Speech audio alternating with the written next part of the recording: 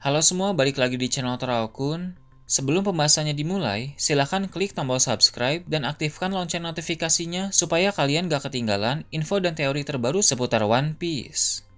Buat kalian yang mau informasi tambahan soal SBS atau databook, kalian bisa follow Instagram Toraokun. Di sana admin akan memposting soal SBS, databook, dan berbagai teori singkat.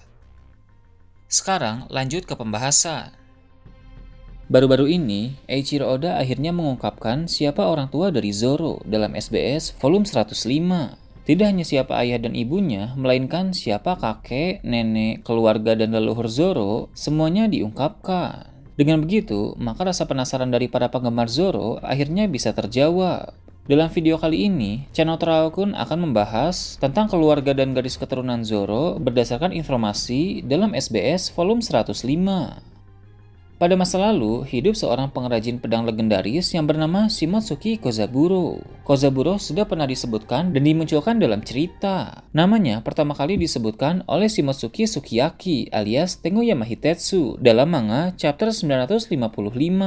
Sedangkan kemunculannya untuk pertama kali terjadi dalam kilas balik chapter 1033. Seperti yang kita tahu, Shimotsuki Kozaburo adalah orang yang menciptakan pedang Enma. Enma merupakan pedang yang sangat berkualitas yang sekarang ini termasuk ke dalam kelas pedang 21 Owazamono. Pedang itu juga bagi sebagian besar orang dianggap ganas dan mengerikan sebab sangat sulit bagi pendekar pedang untuk mengendalikannya. Shimotsuki Kozaburo menciptakan pedang Enma sebagai hadiah untuk Kozuki Oden saat dia berusia 4 tahun. Seiring berjalannya waktu, Kozuki Oden mampu menguasai pedang Enma. Pada 55 tahun yang lalu, beberapa waktu setelah Shimotsuki Kozaburo menciptakan pedang Enma, dia memutuskan untuk pergi dari Wano Kuni bersama 25 orang lain. Mereka meninggalkan negeri para samurai itu dan mulai berlayar di lautan. Salah satu orang yang ikut berlayar bersama Kozaburo adalah seorang perempuan bernama Furiko yang diketahui sebagai kakak dari Shimotsuki Ushimaru.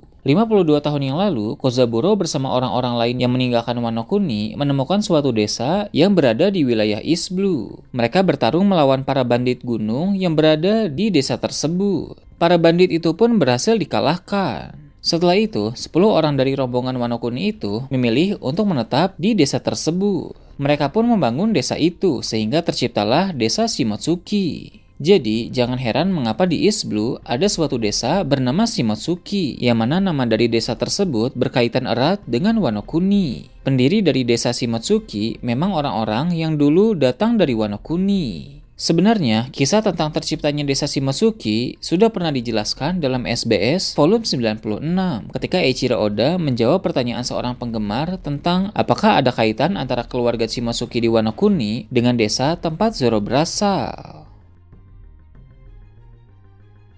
Di desa Shimotsuki, salah satu orang yang memilih tinggal di sana adalah Shimotsuki Furiko, kakak dari Shimotsuki Ushimaru. Di desa tersebut, Furiko jatuh cinta dengan seorang pendekar pedang yang bernama Roronoa Pinzoro. Dari pernikahan Furiko dan Pinzoro, mereka berdua memiliki seorang anak laki-laki yang bernama Roronoa Arashi. Arashi pun tumbuh besar dan menemukan cintanya juga. Dia menikah dengan seorang perempuan yang bernama Tera. Tera adalah putri dari seorang kriminal, walaupun tidak dijelaskan lebih lanjut tentang orang tua dari Tera. Mereka memiliki seorang anak lelaki yang bernama Roronoa Zoro. Jadi, dari kisah tadi jelas bahwa kakek Zoro adalah seorang pendekar pedang bernama Roronoa Pinzoro. Nenek Zoro adalah seorang wanita dari Wano Kuni yang bernama Shimotsuki Furiko. Ayah Zoro bernama Roronoa Arashi dan ibu Zoro bernama Tera. Kedua orang tua Zoro itu sekarang ini telah mati. Roronoa Arashi tewas dalam pertempuran saat melawan bajak laut.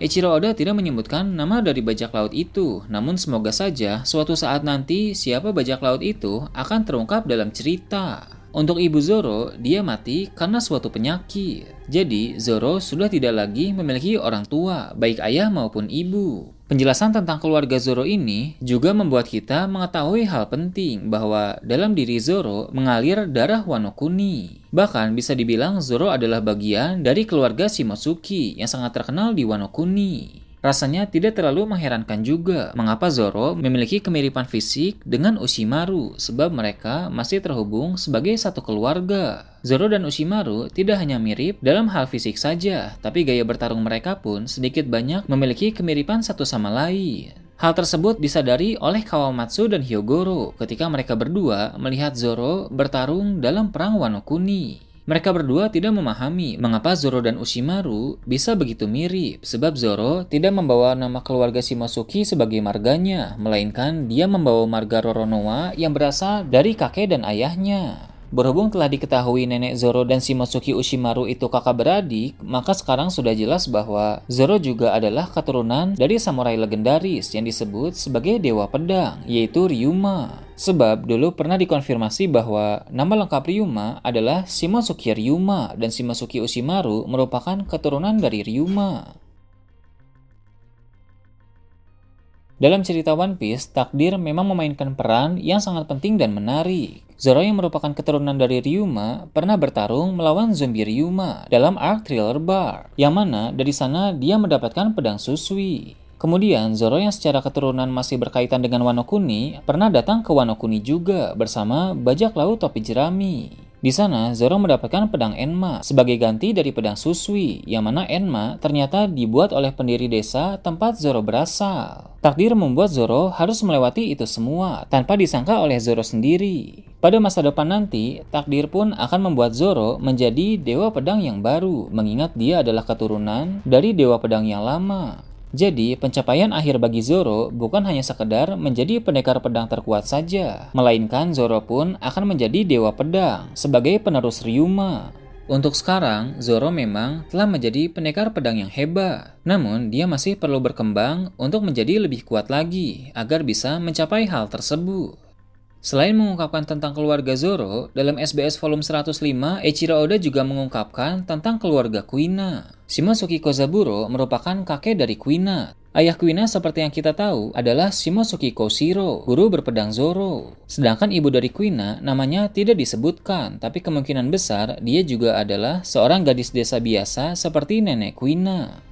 Ada juga hal menarik dalam SBS volume 105, walaupun hal ini tidak berkaitan dengan Zoro sama sekali. Hal ini mengenai Tama yang telah dikonfirmasi sebagai bagian dari keluarga Kurozumi. Sebenarnya, banyak penggemar telah menyadari hal ini saat makam dari orang tua Tama diperlihatkan. Pada makam tersebut tertulis marga Kurozumi. Saat mengonfirmasi soal Tama adalah bagian dari keluarga Kurozumi, Eiichiro Oda bertanya-tanya akan seperti apa reaksi dari orang-orang di Wano Kuni jika tahu tentang hal itu. Kurozumi adalah musuh besar dari keluarga Kozuki, tapi tentu Tama berbeda dengan para Kurozumi lain. Tama hanyalah anak kecil yang baik yang akan tumbuh menjadi sosok yang baik pula. Bila kita ingat kembali, pada babak akhir arc Wano Kuni, Hiyori pernah berkata bahwa semua Kurozumi terlahir untuk dibakar. Namun, tentu pernyataan dari Hiyori merujuk kepada Orochi dan para Kurozumi yang jahat. Jadi, seandainya pun suatu saat nanti akan ketahuan bahwa Tama adalah bagian dari keluarga Kurozumi, dia akan baik-baik saja karena Tama adalah orang yang baik. Nah itu tadi teori tentang keluarga dan gadis keturunan Zoro berdasarkan informasi dalam SBS volume 105. Gimana menurut kalian? Silahkan tulis di kolom komentar di bawah. Oke, segitu aja untuk pembahasan kali ini. Jangan lupa like, share, dan subscribe untuk video menarik selanjutnya. Gue Toraokun, Shambles.